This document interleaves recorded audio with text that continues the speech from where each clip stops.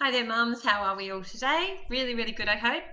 It's a little bit of a wet and windy one for us here today. So I'm hiding inside from the rain and I've got all of the washing over my shoulder, getting dry in front of the heater.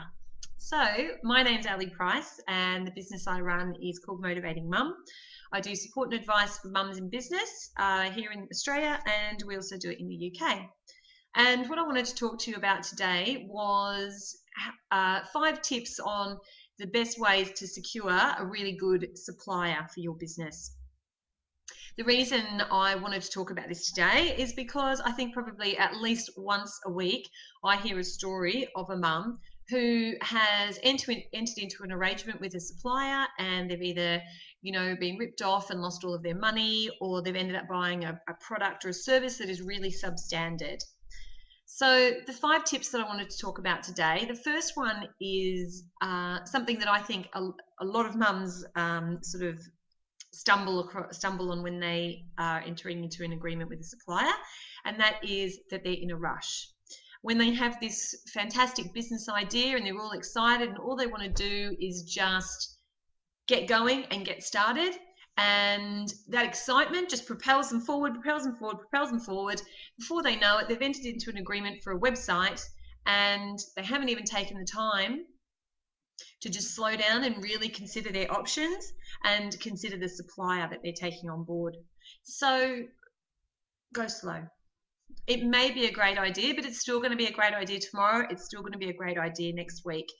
And as scary as it is, with people worried that possibly someone else is going to enter the market and take their idea, really, in the period of time it's going to take you to really slow down and consider your choices, I doubt anybody else is going to enter in the market and swoop in and take your target market. The second one is to ask for recommendations. Now, the reason we ask for recommendations is a lot of mums in business are new to business and don't have contacts already and connections that can really point them in the right direction. Asking for recommendations is fantastic because you're going to speak to people in business that already use the same suppliers that you're looking for, and they will be able to tell you, yes, they did a fantastic job. Yes, they delivered on time. And if you don't know of any other people in business, you can always meet them at networking events, or you can go online onto the business forums and just put a question out there. I guarantee you will probably have about 100 people saying, yes, I know a graphic designer, or I am a graphic designer, and it gives you a lot to choose from. The third one is to make sure that you have a contract. Now, the suppliers will probably give you a contract, but this contract is going to have been drawn up and developed specifically to protect them. They're not that fussed about you. That's where you have to step in and you have to make sure that that contract also reflects your needs and your wants. It's really good to get things as specific as possible. So if you're looking at delivering a website, maybe it needs to be broken down into stages and the date each one is going to be delivered, and the payment that is going to be made at each delivery date. Or what happens if the project runs over time with payment then? Are they then going to give you a discount? Once it goes over a certain period, do you then not have to pay them at all? These are all sorts of things that you really, really need to look at and in great depth. And the other thing as well is, for instance, if you're looking at a web designer, is you need to do some research and find out exactly what you want included in that design. If you want search engine optimization and if you want it to a particular level, you need to have that stated in your contract. Otherwise, you might end up with a designer who knows nothing about SEO or who's not prepared to do it for you unless there's an extra cost involved. The next one is don't go with your first supplier you find.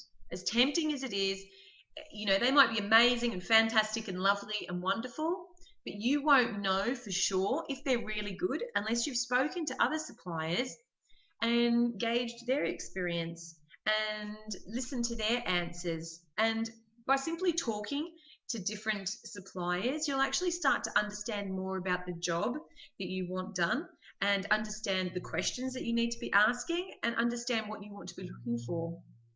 Even if you come back to that first supplier in the end, at least you're going to go with them with full knowledge and understanding that this is somebody that is good for you and not just because they're the first person. And the last thing is to do some investigation. If these people are bidding to provide you a service or a product, check up on them. If you Google their name, you can actually find reviews, online reviews that other people may have posted on them on the internet. And if you know that they've traded under a name previously, Google that name as well and see if there's any online reviews about them there. And you can also go through their website and have a look at their testimonials and contact the people that wrote those testimonials and contact the businesses that those people were employed in and see really what their actual genuine feedback is. So that's 5 different ways that you can really look at making sure that you have the best supplier for your business.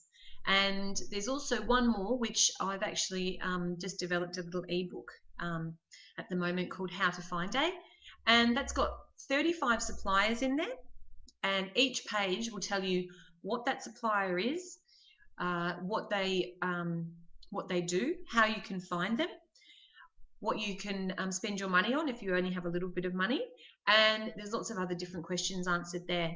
So this ebook is just something I've developed that you can purchase just by clicking on the link, and it'll just give you a really good feedback, a really good background into each supplier and who they are and what they do, which also helps give you a really good footing to start. So that's it from me today. I really hope that this is of help to you and that hopefully it saves you some time or energy or stress in the future for trying to find a supplier for your business. And until next time, it's been lovely chatting. See you later.